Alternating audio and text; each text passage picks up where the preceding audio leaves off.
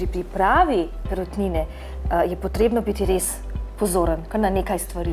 Tako, tukaj je zelo pomembno higiensko ravnanje.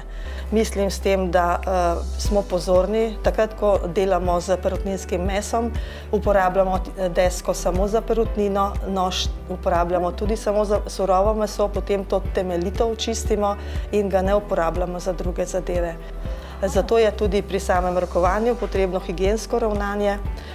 Pri toplotni obdelavi pa vedno meso, da je varno, ga prepečemo oziroma mora biti središčna temperatura nad 70 stopinj. Ampak perutnina, smo slišali, mora biti res dobro pečena, ampak hitro je suha.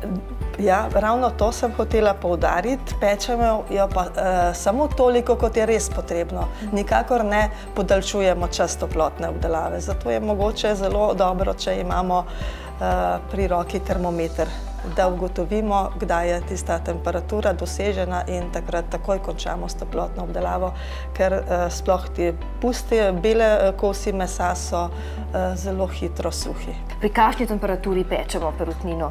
Ja, pečemo lahko pri višji temperaturi, ker običajno želimo zapečeno skorico, tako da pečemo tam okoli 180 stopinj. Kateri kosi piščanca so pa ponavadi najboljši? Ja, to je zanimivo vprašanje. Če mene vprašate, bi bolj prisegala na stegno, na perutničke, medtem ko mnogi imajo radi prsni del oziroma piščančji file. Po mojem okusu je to meso boljše, ker je bolj sočno. Mogoče je malo preveč zapostavljeno, ker uporabljamo pa bistveno več tako pri piščancu, kot tudi po ranu se največ uporablja prsni del.